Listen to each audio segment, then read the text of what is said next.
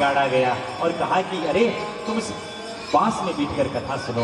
कहते हैं गोकर्ण जी महाराज ने एक दिन की कथा सुनाई और कथा सुनाने के उपरांत आज बांस की एक पेड़ी फूट गई। दूसरे दिन की कथा से दूसरी, तीसरे दिन की कथा से तीसरी, और 7 दिन की कथा सुनने से, मात्र 7 दिन की कथा सुनने मात्र से जो प्रेत बना हुआ जो धुंधकारी था, वो बांस की जो गांठ थी उसको फाड़कर एक देव पुरुष के रूप में प्रकट हो गया और उसे लेने के लिए विमान आया।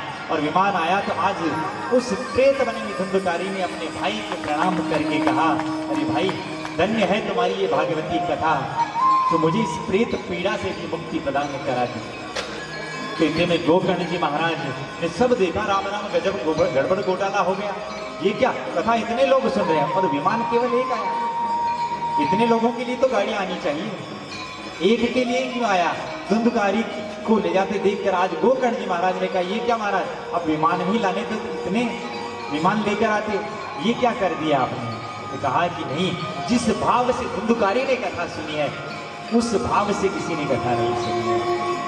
बाकी अगर आप भी अगर उसी भाव से कथा सुनो तो आपके लिए भी विमान आने को तैयार है। एक मैया बुढ़िया माई कहने लगी कि महाराज मैंने 108 बार भागवत जी सुन ली पर मेरे लिए कभी विमान नहीं आया। तो हमने कहा, अरे माता जी आपने विमान को अभी तक समझा कहा है, विमान तो आने को अब भी तैयार है, तो क्या अभी विमान आ जाए और आप बैठने को तैयार हो कि हाँ महाराज जी अभी आ जाए और अभी बैठ जाओ? मैंने कहा माई आपने विमान को समझा, जैसे हम कहते हैं हनुमान को मतलब क्या होता है, जिसने अपनी मान का हनन कर लिया वो हनुमान है। ऐसे ही भैया विमान का भी अर्थ होता है विगता मान है, जिसके भीतर का अभिमान चला गया वो विमान है। अब आपकी इच्छा, आपकी एक कथा सुनने पर वो अभिमान जाए, वो आपकी इच्छा है, चाहे 1000 कथा सुनने के बाद वो आपके भीतर का अभिमान जाए। अगर एक कथा सुनने के बाद अगर भीतर का अभिमान चला गया ना, तो आपके लिए उसी दिन ठाकुर जी का अभिमान आ गया। भाव से बोली ना एक बार राधे। पर होता क्या है, 3 प्रकार के श्रोता कथा सुनने के लिए आते हैं। जिसे सबसे बड़े जो होते हैं ना उन्हें तो कहते हैं श्रोता, और दूसरे नंबर पर आते हैं उन्हें कहते हैं सरोता, और तीसरे नंबर पर आते हैं ना उन्हें कहते हैं श्रोता। जो पहले नंबर पर है क्या, नीचे से पहले नंबर पर क्या, सोता। अब दाल बाटी खाई, आराम से दबा की रोटी बाटी खा पी के आए। देखिए भागवत जी के भीतर कोई भोजन का यूं नहीं कि आपको एक समय भोजन करना है कि 2 समय भोजन करना है। भागवत जी कहती कि भोजनम तु वरम कथा श्रवण कार्यक्रम। अगर कथा सुनने से आपके जीवन में, आप कथा में बैठने में अगर विघ्न आता है तो आप 2 समय भोजन करो, वरना 1 समय भोजन करो। और 2 समय से भी काम ना चले 5 समय भोजन करो, पर इतना ज्यादा मत करो यहाँ बैठे और गेड़ कहो। समझ रहे हो ना, यहाँ बैठने के बाद नींद ना आ जाए। तो बस जो सबसे जो होते हैं ना नीचे से पहले नंबर वाले होते हैं सोता। आए कथा में और सो गए। एक बार क्या हुआ, एक बुढ़िया माई, घर वाले बच्चों ने कहा ले चाल भाई चाल, कथा बाचिया महाराज बढ़िया। तो बस माई को हाथ पकड़ कर लाया और कथा में ऐसे पाइप के पास बिठाया, और पाइप के पास बैठने के बाद, नहीं माई जी, ओ माँ मैं आपके लिए नहीं कह रहा हूँ, आप चिंता मत करना कि मैं आपके लिए कह रहा हूँ। तो पाइप के पास टेका लगाया और आंख बंद की, नींद आ गई। पर उस माँ की एक आदत थी, उस बुढ़िया माई की, क्या, नींद जब आए ना तो उसकी आंख बंद मुंह खुल जाए। अब जो ही बैठी आंख बंद और मुंह खुला रह गया। तो बच्चों ने मस्करी की और थोड़ी सी एक मिश्री की डली यहाँ से ले जाकर उस बुढ़िया माई की मुंह में डाल दी और घर ले जाकर कहा, भाई कथा के शांत लगे। ए बेटा कथा तो गणी मीठी ही है। बस जो ही कहा कथा तो गणी मीठी ही। अब दूसरे दिन वैसे ही बुढ़िया माई का हाथ पकड़ कर लाए, भाई चाल कथा मीठी थी तो और सुन। तो भाई को बिठाया और वापस टेका लिया और वापस आंख बंद मुंह खुला, और जो मुंह खुला बच्चों ने मस्करी की, एक लूण की डली माँ की उसमें मुंह में डाल, और फिर घर गए और भाई को पूछा, भाई आज कथा कैसा लगी? ए बेटा खाले तो मीठी पर आज खारी लगी रे। तो इतने में जो ही कहा खारी, पर तीसरे दिन वापस वही बुढ़िया माई को लेकर आए और पास में बैठी, और बैठने के बाद आंख बंद मुंह खुल गया, पर आज बच्चों ने कुछ डाला नहीं। बस उस समय गो कथा हो रही थी और बीच बीच में जो कथा करने वाले कथा व्यास थे वो गौ माता की जय बुला रहे थे कि गौ माता की और इस प्रकार जब जय जयकार चल रही थी तो बाई को तीसरे दिन बच्चों ने कहा कि क्यों भाई आज कथा कैसी लगी। अब जब जय जयकार चले ना बाई की थोड़ी नींद उड़ जाए। तो कहा बेटा कथा पहले दिन मीठी थी दूसरे दिन खारी थी, और बेटा कई बताऊं आज तो जो कथा बाँच रही है हवा पड़ा उसे पेट पेट डूब रही हो जती बीच बीच में ओ माँ ओ माँ ओ माँ कर। तो मैं आपको बताना चाहता हूं अगर आप दर पर सो गए ना तो संत आपको उठा देंगे, अगर आप सत्संग में सो गए तो फिर आपको कौन उठाएगा।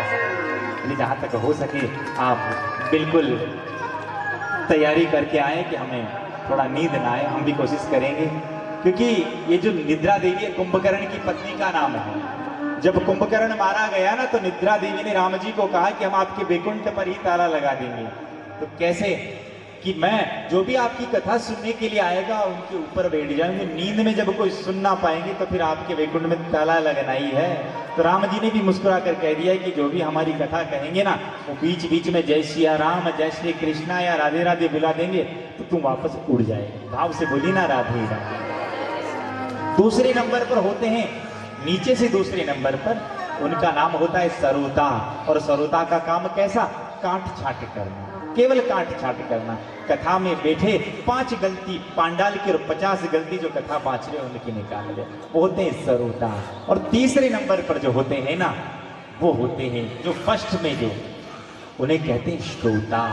और श्रोता कैसे, वो श्रोता बिजुलियां की जैसे बड़ी अच्छी बड़े भाव से आप कथा सुन रहे हो, बस उनका मन केवल और केवल कथा के भीतर लगा रहे, कथा के अलावा दूसरी बात पर भी जिनका ध्यान ना जाए वो श्रोता कहलाते हैं। पर विडंबना देखिए ये श्रोता भी 3 कैटेगरी के होते हैं। श्रोता भी 3 प्रकार के होते हैं। पहले कौन से, पत्थर के जैसे। पत्थर को आप पानी में डालोगे तो पानी के भीतर जब डालोगे ना तो जो ही पानी से बाहर निकालोगे वापस सूख जाएगा। ठीक उसी प्रकार से पहले नंबर के श्रोता कैसे, पत्थर के जैसे होते हैं। तो पानी में जैसे जब तक कथा में रहेंगे तो बड़ा आनंद लेंगे कि मैं किसी व्यक्ति विशेष पर कटाक्ष नहीं कर रहा हूं, अन्यथा ना लें। तो बस जब तक भीतर रहेंगे पांडाल में तो बड़ा आनंद से कथा सुनेंगे, बड़ा आराम से। और जो ही समाज की हवा लगी और वापस सूखे के सूखे रह जाएंगे, पत्थर जैसे। और दूसरे होंगे रुई के जैसे।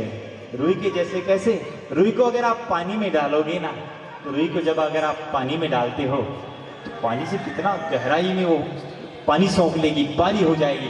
कुछ श्रोता तो बड़े भाव से कथा सुनते हैं, पर जो ही रुई को हवा में रखे ना तो सूखने के बाद वैसी की वैसी हो जाती है। ठीक उसी प्रकार से संसार की हवा लगी और दूसरे जो श्रोता रुई जैसे वो भी वैसे के वैसे।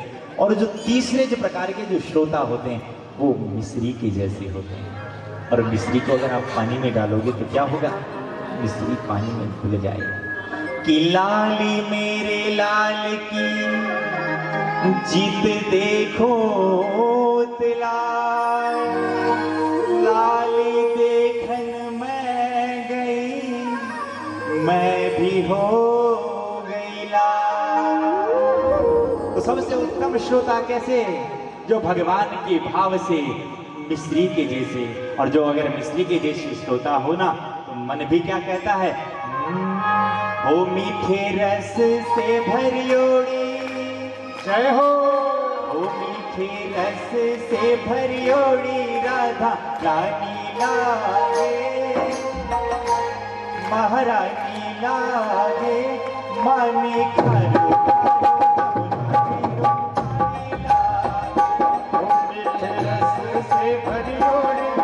राधा रानी लागे महारानी लागे धन करो करो जब नाची रूपानी लागे। आज की कथा को हम यही पूर्ण कर रहे हैं। हमारा निवेदन है सब अपनी जगह पर खड़े हो जाइए। इसके बाद भजन के बाद तुरंत आरती होगी। तो मेरा निवेदन है जो भी अपनी हाजिरी यहाँ ठाकुर जी के दरबार में लगाना चाहते हैं थोड़ा नाच कर अपनी हाजिरी लगा सकते हैं।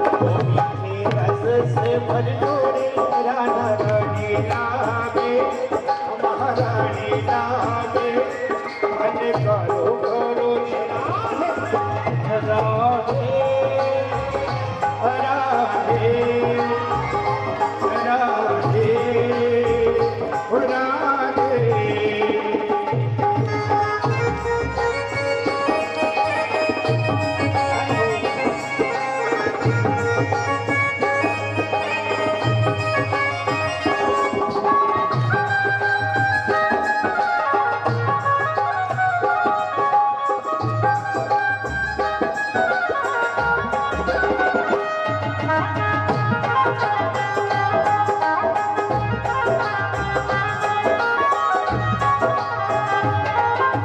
जमुना मैया तारे तारे राधा गोरी को जमुना मैया तारे तारे राधा गोरी को वृंदावन में धूम मचावे वृंदावन में धूम मचावे बरसाना की छोरी अरे रे बरसाना की छोरी ब्रिज धाम राधा तुम्हें हो ब्रिज धाम राधा तुम्हें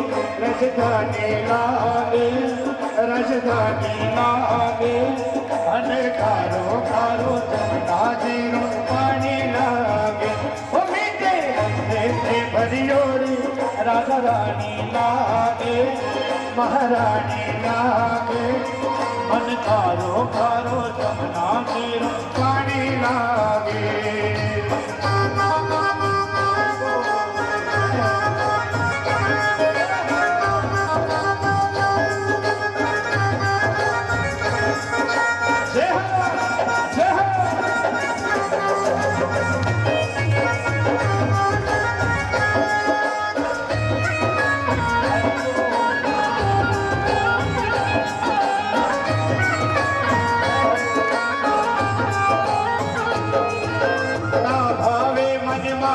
मिश्री अब ना कोई मिठाई ना भावे मनवा गज मिश्री अब ना कोई मिठाई भारी सी बढ़िया ने भावे भारी सी बढ़िया ने भावे राधा नाम मलाई अरे राधा नाम मलाई राधा नाम में तो पहले